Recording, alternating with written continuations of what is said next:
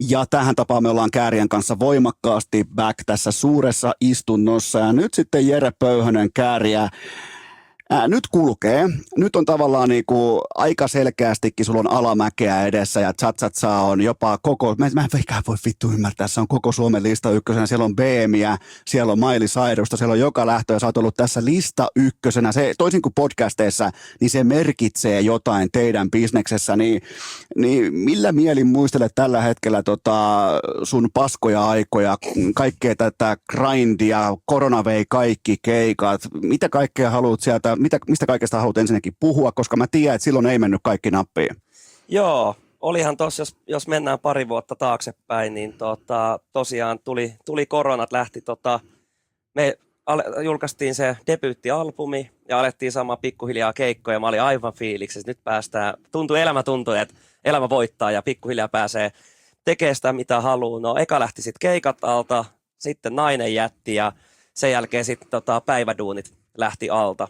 Että oikeastaan mä jäin ihan tyhjän pantiksi siinä sitten hetkeksi, ja kunnes Broidi sitten tarjosi mulle duunia ja pääsin sitten hänen leiveihin duuniin. Koska mä muistan, että kun me silloin puhuttiin tästä aikoinaan, niin nämä kaikki tapahtui aika sellaisessa tiukassa 1, 2, 3 janassa vielä, että ensin lähti keikat, sen jälkeen lähti elämänkumppani ja sen jälkeen lähti duunit. Kyllä.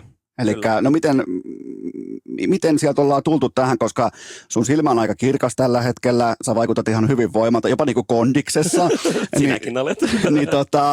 Miten sieltä noustiin, koska kyllä mä tiedän, että sä kävit aika syvällä siellä. Joo, kyllä sanotaanko näin, että kyllä siinä aluksi sortui tiettyihin juttuihin heti siinä alkuvaiheessa, kun tapahtui nämä ja muutin omaa kämppää ja niin kuin yksin, en ollut ikinä asunut yksin, se oli kova paikka meikäläiselle ja jotenkin sitä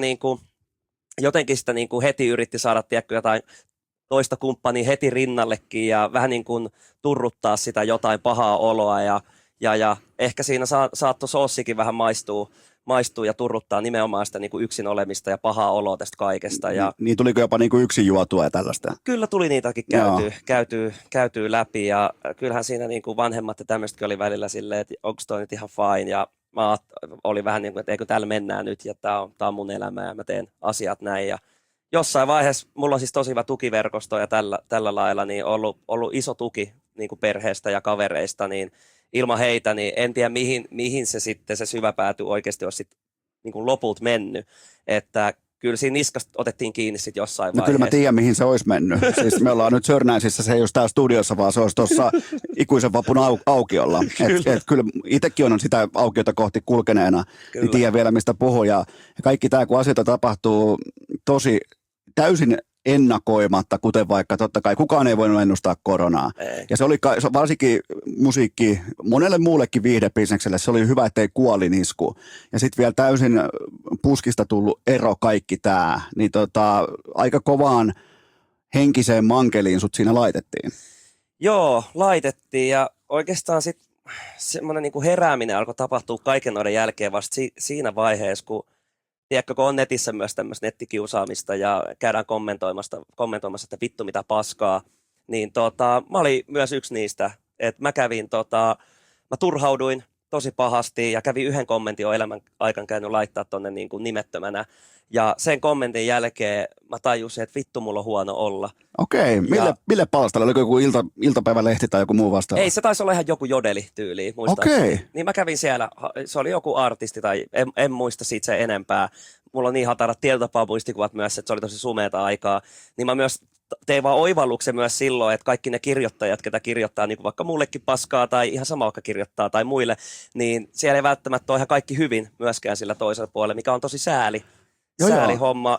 Ja sitten toinen, mitä sitten tapahtui siinä, niin ikinä en ole kokenut sellaista, mutta sitten koin sellaisen, että siis romahdin omalle sängylle ja aloin vaan huuto itkeä.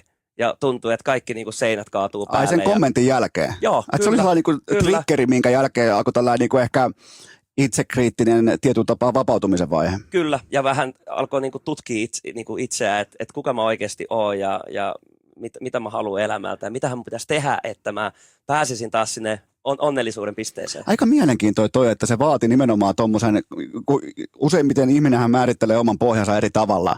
Ja joillekin se on toi, että sä löydät vaikka itse nimettömänä dissaamasta jotain muuta, niin sä mietit, että tämähän on kaikkea sitä, mitä mä en ole. Tämä on kaikkea sitä, mihin mä en usko. Jep. Ja se aiheutti sitten tällaisen täydellisen romahduksen. Ja mitä tai niin korjausliikkeet sen jälkeen?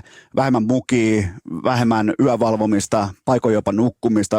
Onko oikealla linjalla? Oot, ja ihan vaan yksinkertainen puhuminen, että avasin suuta niin kuin omista ongelmista ja fiiliksistä kavereille ja perheenjäsenille. Et se oli oikeastaan se niin kuin isoin juttu jopa siinä, että mä oikeasti välikaverit pyysin käymään, että mä haluan jutella ja mä avauduin asioista. Se teki hemmetin hyvää niin kuin myöntää se, että nyt ollaan aika heikoilla vesillä tässä. Tiesikö sun läheiset, että sä oot heikoilla siinä kohdin? Itse asiassa mun bändiporukka, Jaakko ja Allu, niin ne huomas musta. Mä olin tosi poissa oleva täällä studiolla. Mä en keskittynyt. Mä olin puhelimella. Sitten välillä oli sellaisia päiviä, että en saattanut edes ilmoittaa, että en tulekaan studiolle tai tapahtuu tämmöisiä. Niin ne alkoi kyllä tajua myös ja ne alkoi yhdessä juttelemaan, että onkohan täällä kaveri kaikki hyvin. Ja se oli yksi keikkareissu sitten, missä sitten vähän puhuttiin näistäkin jutuista. Eikö se olekin vapauttava tunne sanoa jollekin? Oh. Jotenkin sitä kuvittelee, että se on niinku maailman pelottavin hetki ja jotenkin tuntuu siltä, että vähän niin kuin, miten se nyt sanoisi, vähän oot siinä heikkona. Tai niinku, miten se nyt paketoisi sille oikein mahdollisimman autenttisesti, koska mäkin olen niistä asioista puhunut, niin nimenomaan tavallaan omien haavojen myöntäminen ja näyttäminen, koska siihen asti ollaan oltu niin saatanan kovaa jätkää, täysin niin kuin luodin kestäviä, niin se on aika pelottava paikka alkaa niistä puhumaan. On joo, ja sitten kun jotenkin on ollut ihmisenä tosi paljon semmoinen, että kaikki on fiilistellyt, että on aina hymyilee ja on aina iloinen ja positiivinen ja yhtäkkiä kun ne ei niin kuin saakaan sitä niin kuin juttua niille, niin mun ympärillä ihmiset myös on se, että mitähän täällä tapahtuu nyt.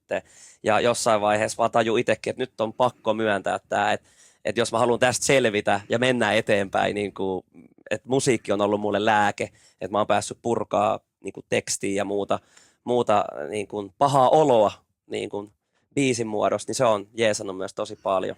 Eli se musiikki, joka on sulle työ, niin se on tietyllä tapaa myös sellainen paranemisen ja sellainen, miten voisi sanoa, sellainen positiivinen pakopaikka. On. Me esimerkiksi tehtiin biisi Siitä 5, mikä oli sitten erobiisi, ja se oli tosi negatiivinen. Silloin tunsin paljon vihaa eksääni kohtaan, mitä en nykypäivänä enää tunne, mutta silloin tunsin tosi vahvasti ja halusi vaan purkaa kaiken, ja se tunsi olonsa niin kuin mahtava. Tai että sai purattua kaiken. Et sai mukamas niinku tuplaveen mukaan, joo. Vaikka useimmiten se onkin sitten pitkä syöksy, kun se on tappio, kun lähtee meuhkaamaan. Ei kun just näin, ja jälkikäteen mä niinku mietin sitä hommaa, että olikohan se sittenkään silleen järkevää niin kuin se homma, että en mä ole kostajatyyppiä tai en mä halua pahaa mieltä kellekään, mutta me ihmiset tehdään välillä niitä ratkaisuja silleen, että mulla on tää fiilis nyt, ja sä teet sen, vaikka sitä ehkä kannattaisi ottaa happea ja miettiä seuraavan päivän vielä ennen kuin se painetaan sitä, laitetaanko se joku kuva vaikka Instagramiin tai joku avautuminen. Että... Joo, ja mä ton niin kuin tiedostan ja tiedän, mistä sä puhut, sikäli vaikka mulla siltä osin elämä on mennyt eri tavalla, niin toi on mielenkiintoista, että sä nostit, koska oliko siinä pikemminkin sitten tässä tapauksessa kyse siitä, kun tulee ero ja nimenomaan sellainen jätetyksi tulemisen tunne ja kaikki tämä, niin se oli siinä kohdin liikaa. Kyllä, kaikki oli liikaa. Ja oli pakko päästä tavallaan niin kuin vain sanomaan, ottamaan, tiedätkö, vielä kerran kiilaamaan edelleen, että mä voitan tämän eron. Kyllä, ja myönnän, näin se oli. Ja toi on siis ihan täysin primitiivinen ja luonnollinen tunne. Jep, että siinä vähän niin kuin kilpaili mukaan jotain vastaan, mutta oikeasti sä kilpailit vaan itseesi vastaan lopulta niin kuin siinä, ja sä et edes voittanut siinä.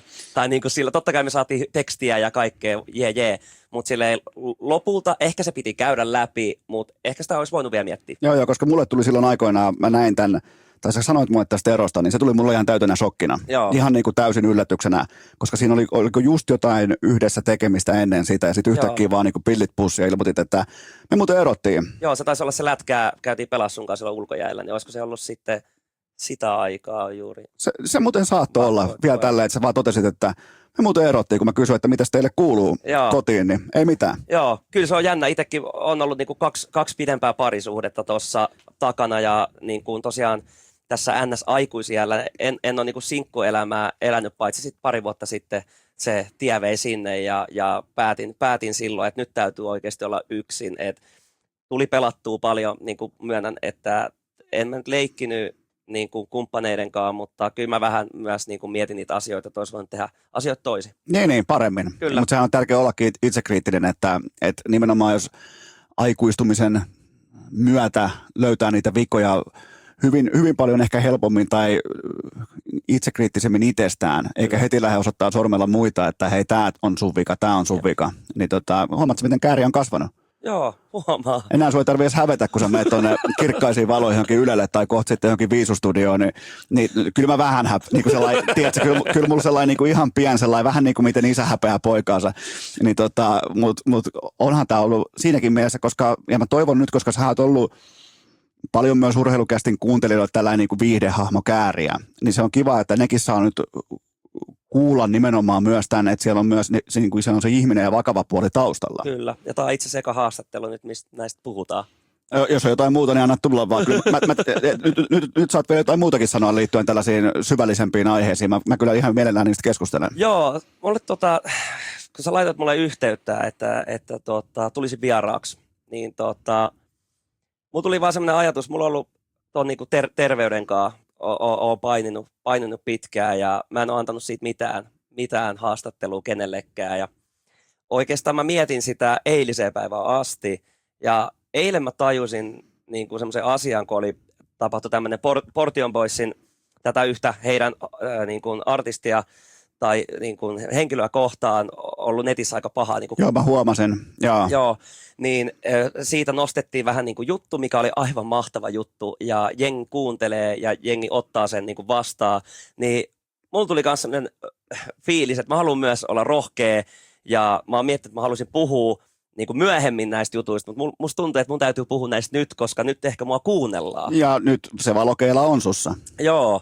Mulla on siis tosiaan, joku on ehkä jossain vaiheessa huomannutkin meikäläisen arvet vatsassa ja muuta, niin tosiaan meikäläinen oli yläasteella 9-luokalla, kun mulla todettiin toi peräsuolen tulehdus, oli niinku se eka diagnoosi, eli paskoin verta. Joo.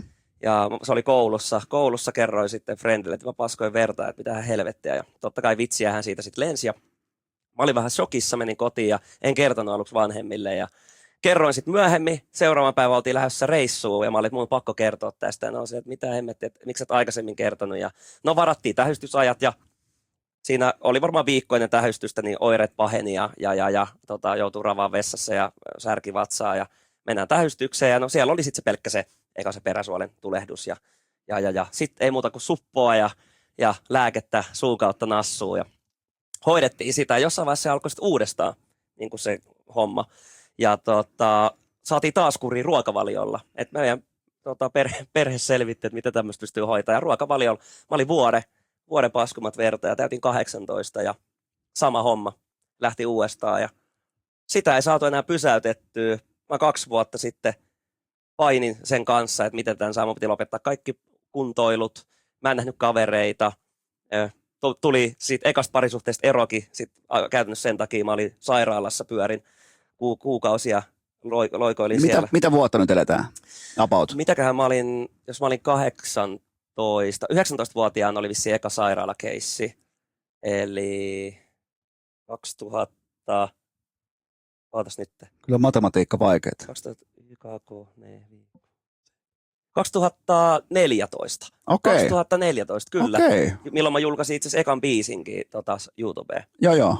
Joo, ja sittenhän se meni siihen pisteeseen, että se tulehtui. Mähän painoin 49 kiloa siinä vaiheessa, kun mä kävin 38 kertaa päivässä, paskoin pelkkää verta ja törmäili oviin ja hemoglobiini oli 56 Joo. meikäläisellä. Ja mä kävin aina aktiivisesti semmoisissa kokeissa, niin kuin verikokeissa. Niin ei muuta kuin sieltä sitten soitettiin meikäläiselle, että nyt poika on semmoinen tilanne, nyt nopeasti tänne ja nyt on kiire, että sulla on oikeasti kiire. Ja mä romahdin, me oltiin oltu saman päivän katsoa Old Storissa Broidin kanssa Jokereiden KHL-matsia Traktoriin vastaan. Ja sitten telkkarista tuli sitten, se oli viikonloppu lauantai, niin tuli kello 16, alkoi vissiin joku Ilves Sportti muistaakseni oli se matsi. Ja me katsottiin, mä muistan, mä olin porukoiden rappusilla, katsoin sitä peliä, oli vähän huonovointinen, ihan valkoisena siinä. Ja ei muuta kuin itku kurkussa faija roudaa, mut väkisin sinne pakkaa Simpson-leffoja ja tietokoneen ja oman tyyny ja mennään sinne pötköttelemään ja se toteaa vaan se hoitaja siinä, että ihme, että oot hengissä, että kukaan ei ole kävellyt tänne tuossa kunnossa, että sä oot ensimmäinen potilas. Ja siinä vaiheessa mä tajuin, että tässä on oikeasti aika kyse nyt niin kuin vakavassa. Ja mä olin oikeasti, mulla oli tilanteet, että mä rehellisesti mietin, että millä mä vedän itseni niin sanotusti hirteen. Tai niin kuin, että kävi mielessä ajatuksia. Mä veikkaan myös, mä söin kolmiolääkkeet, mikä niin kuin oli siinä hoidossa. Mä veikkaan, että nekin niin kuin saattoi sitä pääkoppaa vähän sekoittaa. Ja, no sitä mä en tietenkään tehnyt itselleen, mutta olin luovuttanut aika lailla siinä, että mä pötköttelin vanhempien sängyssä, ne vaan syöttää mua ja poika vaan kuihtuu. Ja sairaalassa sitten, kun sinne päädyttiin, niin alkoi tulla semmoinen, että tehkää mulle ihan mitä vaan. Ja, jos tästä selvitään, niin mä alan tekemään musaa täysin. Ja se oli mun semmoinen iso niin kuin tekijä tässä koko musahommassa. Ja ei muuta kuin hätäleikkauksia. Eka pelko oli, että tulee se saatana avanne. Ja no mähän herään sitten siitä leikkauksesta, kun paksusu oli revitty helvettiin. Ja avannehan siinä oli. Aikamoinen järkytys oli aluksi, mutta myös helpotus, että mä oon hengissä. Ja Mikä on avanne? Avanne on siis, tulee tuohon alavatsan. Mulla sen, mä en tiedä, onko sillä puolella, että miten se menee, mutta mulla se on niin kuin sinusta katsottuna niin kuin vasemmalla. Niin se on vähän niin kuin ohut suoli. Tehdään semmoinen taitos siihen, että se tulee ulos käytännössä sun vatsasta ja sitten sieltä niin kaikki paskat ja nesteet tulee ja siihen laitetaan sitten pussi, minne se kaikki sitten menee. Ja sitä mä rokkasin sitten 5 kuukautta. 5 kuukautta. Mä muistan, hieno kokemus oli sairaalassa, kun se tuli, piti tietenkin persekarvat siinä leikata ja se tuli eka tuolla höylällä ottaa ja se oli, että ei, poika on semmoinen homma, että mä tarvin koneen tähän ja mä oon ihan vittu, mä oon aivan tietsä loppumaan se, tämäkin vielä ja ei mitään, hoidettiin. Ja no mä sitten heräsin siitä nukutuksesta ja pompin vähän tässä aiheessa, mutta menin eka kertaa suihkuun siellä sairaalassa ja mä hoitajat oli, että oot tarkkana, kun katot, mitä siellä on ja se rouva kivasti roudaa mua sinne suihkuun ja mä katon vaan silleen, että vittu ei helvetti. Mä ensin pyörtyin niinku siihen paikkaan, että kun mä näin se, että mulla tulee suoli vatsasta ja mä oon, että ei saatana. Ja no, ei siinä. Mulla oli se avanne 5 kuukautta. Pääsin sitten, mä olin 2 kuukautta kerkesin olla se avanne, niin mä lähdin reissuun. Mä lähdin kaverin kanssa Kanarialle, oltiin viikko siellä ja tultiin backiin ja olikohan siitä kuukausi vai 1,5, niin me lähdettiin Thaimaaseen. Totta kai. Eli mähän halusin niinku levittää ilosanomaa tuolla. Nehän luuli Thaimaa yhdessä baarissa, mulla on pommi mukana, kun mulla oli se jotenkin tarkastuksessa. No käytännössä sulla olikin vähän likainen pommi siinä mukana, mutta mikä ton taudin nimi on? Tää on colitis ulcerosus, niin kuin mun muistaakseni on sen nimike, eli tulehtunut paksusuoli tai haavainen. Okei. Paksusuoli. Ja se piti ottaa, sulle ei siis ole paksusuolta? Ei ole ollenkaan, että sit se piti ottaa kokonaan pois, että kun siinä oli semmoinen homma, että se tulehtui kokonaan, niin seuraava piste siinä olisi ollut se, että se olisi levinnyt mun sisäelimiin, niin kuin maksat ja muut, ja siihen ei ole hoitoa, niin se lääkärikin sanoi, että hän antaa 1,5–2 viikkoa, että jos et olisi tullut tähän niin kuin 2 viikon sisään, niin sun elinaika ei olisi ollut kovin pitkä, että sua ei voinut hoitaa enää millään tavalla. Niin, että sä kävit niinku ihan jo kolkuttamassa kuoleman porttia. Kävin. Ja sä haluat kannustaa ihmisiä nyt siihen, että jos tuntuu tällaisia oireita, ja varsinkin jos paskoo verta, niin välittömästi, rohkeasti asiaa eteenpäin.